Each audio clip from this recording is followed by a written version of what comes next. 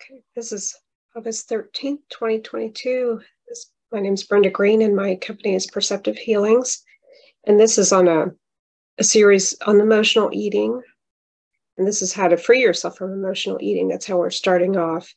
And for any of you, I appreciate anybody listening on the replay that were with me before in meetup. And I got some additional training so I could better lead you guys and kind of guide everybody and teach, the habits and the things that I've learned myself that have given me a foundation for healing. And it's something that I want to share with people. So one of the best ways to do that is doing free talks.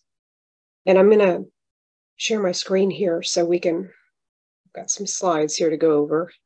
Free yourself from emotional eating, series 1. And I just put a little bit of information on myself here. The habit that what I teach for the year is called Perceptive Habits Healing Journey. I also do seasonal detoxes in the spring and the fall.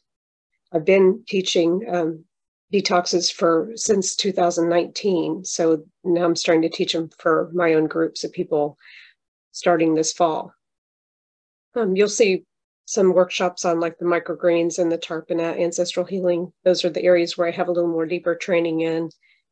First, I just want to cover a little bit of what emotional eating is, which, as you know, it's basically us using food. It falls in the negative stressor area of things that kind of contribute to the inflammation in our body. And in another call, I'll talk more about chronic inflammation so that there's that foundation for understanding why we want to do these things like the fasting and whatnot. But we'll just start off with kind of defining the emotional eating. With most of you, if you experience it, you already know exactly what it is. It can be you're triggered by an event, a person, very specific emotions, memories, anything like that. It can kind of prompt you to reach for something. And it's just basically defaulting to food instead of some other way to nourish our feelings or emotions and what we're experiencing. And we're also kind of tipping on that hunger versus cravings. Snacking, when you're snacking, it's constantly leaving the food in the digestive system. So there's never that rest in order for it to digest. And that's when that storage starts to kind of occur. Deep-rooted patterns that like food rewards, that when I was a child, my dad was giving me Reese's all the time. Coca-Cola. I mean, I was addicted to Coke for years. It took me 3 or 4 years to stop that addiction because it was so strong. Overeating, that's a common one too. Eating late at night. You'll notice how much you'll gain weight if you eat late at night compared to any other time too. The inflammation in the body is what's sending those craving signals. And again, that's the part where I'll talk about that in another call. A common one too that goes right along with all this is that my environment is not supportive of my healthier choices. And your schedule, I mean, look how busy all of us are, the things that we're taking in so much information, so much data, watching TV, sports activity with kids, work, relationships. I mean, it's just on and on and on. So it can be hard to prepare your own food when you're stuck in your schedule. Inflammation sends craving signals. So snacking and outdated food patterns, how do we feel when we eat like cookies, chips, cake, ice cream? What emotions came up before, during, or after you had those cravings? And we find we sacrifice what is healthy because it's easier to do. It's easier to reach for those things, but it's harder on us on the long run. One of the examples I put in here for inflammation is asthma. The chronic inflammation is an overactive immune response.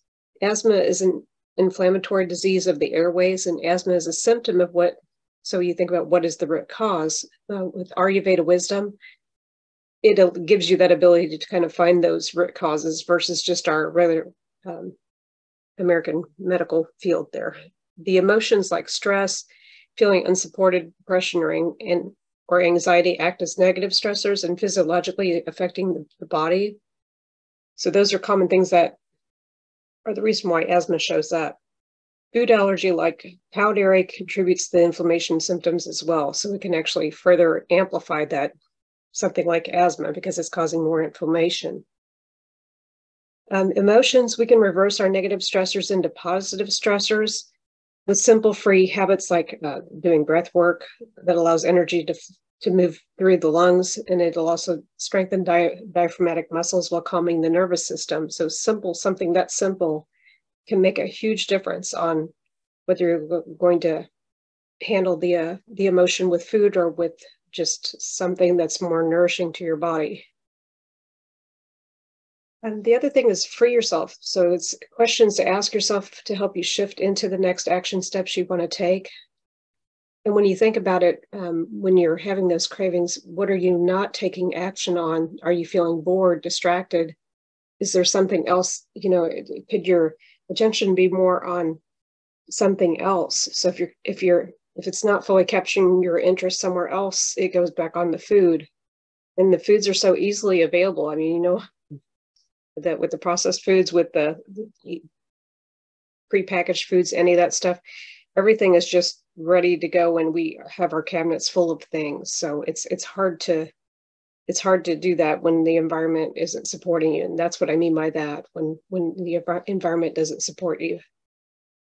What is hunger for me? Observing hunger versus cravings. Notice how you feel basically when you're hungry, and that hunger is leading you more towards what your body needs, including the quantity of food that it needs. What is craving for me? How responsive am I to each one? Cravings mean we are putting more into the body than it needs, causing fat storage to occur, and our bodies are not meant to be storage units. Think about your eating rhythm, such as like over the last few weeks, and you can kind of do this mentally, just kind of note it, or even write it down, however you want to do it. So from the point of the morning coffee with milk or tea, any of that with sweetener, calories, whatever kind of calories you're putting in it, to the last meal of the day, including if there's a late night snack. The first time you break your fast is when you consume your first calories, to the last bite of food for the day. How many hours did you feast? And that's that window of time that you feast, even if you're not eating constantly during that time, but from the time you break the fast with any kind of calories to that very last bite. And then you'll have the number of hours that you're fasting right now, just based on every day. And then how hungry do you get before eating? Observing hunger versus cravings, and like on a scale of 1 to 10, 1 meaning you eat regardless of hunger, to 10 meaning you eat when you have true hunger, and that's experienced after at least 4 or 5 hours between a meal. And how often do I snack between meals? You can count the number of times you tend to snack each day, including a late night treat before bed. If it's processed, also knows if it's processed food, healthy snack, or if it was something that you've reheated, some leftovers. And if it's more than a day old on the leftovers, that still considers kind of not on the better side. If the food basically becomes, in the yogi terms, it's prana, the energy in the food, there's more life in those foods that first day, and after about 24 hours that food loses that part, so it's not as nutritious for you either. Okay, and then we'll just talk a little bit about the ways we can nourish ourselves, our emotions. You can get creative and explore your passions. This is a really good time to take that in, and if there's a certain hobby that you love to do, or you want to learn a new one, just kind of follow that passion where you want to reconnect with the deeper emotions and your desires. And it's also putting that attention, your focus, back on something that means a great deal to you. It refocuses our attention, and then we feel good. And that right there is an example of a positive stressor. Indoor, outdoor activities, walking, running, biking, hiking, any sports activity, trying gardening, yard work. There's endless amounts of yard work. You could garden even on a small scale or larger scale. It's all a good exercise, and that outdoor is what really nourishes yourself, your mind, your emotions, your spirit. I mean, it's so much healthier. Even if you do it a few times a week, you'll notice a difference on your mood and your attitude and your feelings about the food and whatnot too. If you're working inside, even updating like a certain area of your home, make that like a special place. When you're not hungry, you just basically see if you can do something else. Focus on your gains. Observe what you did that made you feel good today and write your 3 wins each day without a comparison of another day. Just enjoy the happiness and gratitude that comes from this simple activity before bed. And what that references is the book called The Gap and the Gain by Dan Sullivan. And I'm just going to read a little bit from that just so I can explain that 3 wins or a little bit more. And I'm just reading from page 24, just how it starts off here. Wow, I've never felt so free. This is where I want to be. I can fully be here and do what I'm doing and see how far I can expand. Being here, I don't have to try getting there anymore. I'm here. I love where I'm at. I'm in the gain. I know I can keep creating gains. And when you're in the gap, you're desperate to get there because you're trying to escape being here. You're bouncing around rather than getting real and getting traction. When you're in the gap, you aren't thinking long-term. You're impulsively trying to fill an unresolved need. Conversely, when you're in the gain, you no longer need to be there. This doesn't mean you don't have huge goals. It simply means you're fully here. You're where you want to be. You're playing a long game, which means you love where you are at now and you love where you're going. You're here. You don't need to get there. You're here, so be here. Playing the long game, you set your own course. You stop worrying about what other people think about you. You stop seeking other people's approval of how you're living your life. And you stop trying to measure up to other people's standards of success. Instead, you decide what success means to you, and you choose the life you'll live. You'll realize that you're living that life now. You're free to live whatever life you want. The gain creates freedom. The gap makes you a slave to your unhealthy need. So that's the gap and the gain. And the cool thing, there is an app. It's called Windstreak, and it's free and it's real easy. I mean, you can see that's just 3 of mine for one of the days that I did it. And you can also put the goals for your next day. For tomorrow's wins, you can put that down as well, just at the end of the day.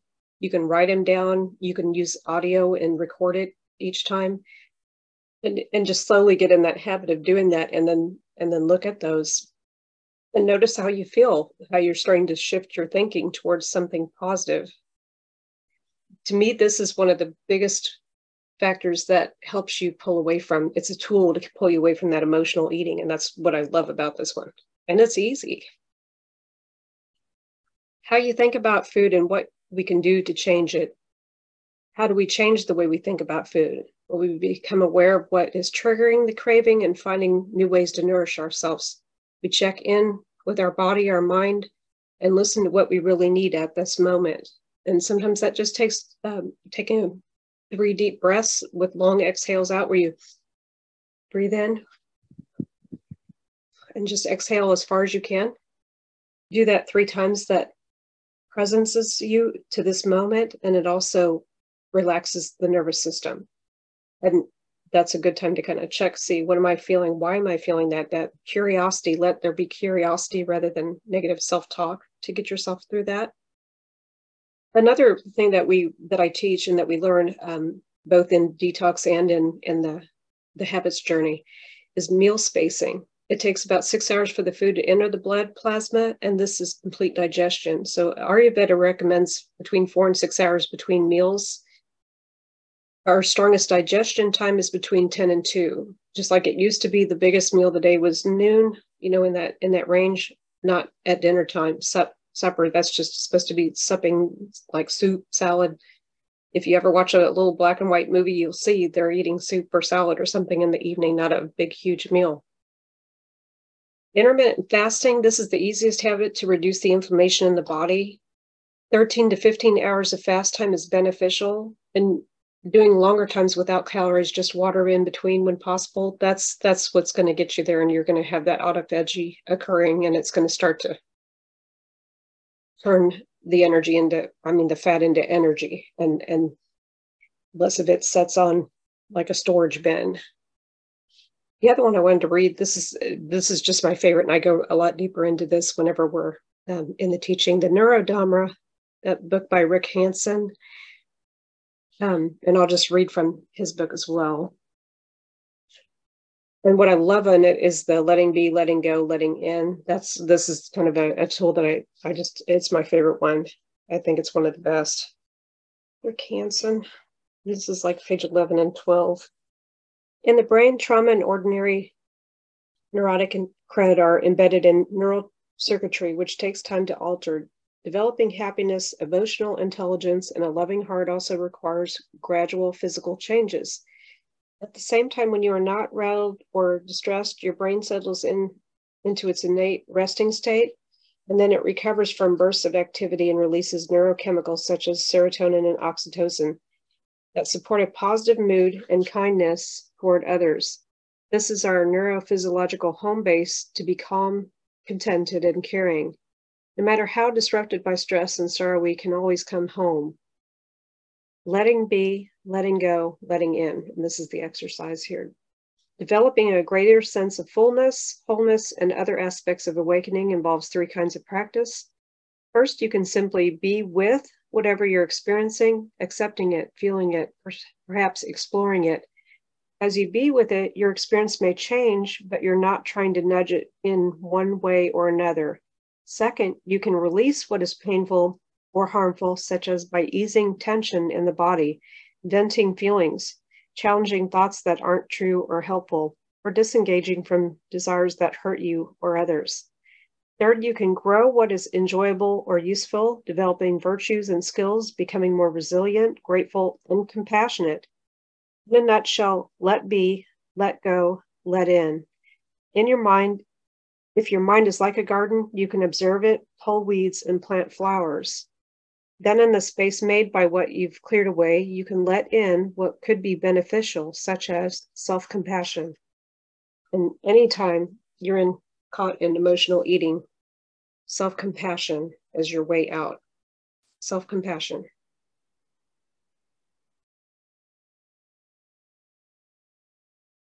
When you start to do these things that I've covered so far, it starts to develop the body wisdom. And the body wisdom is when we're turning more inward, listening to our body, our mind, and noticing, what do I really need? What am I feeling?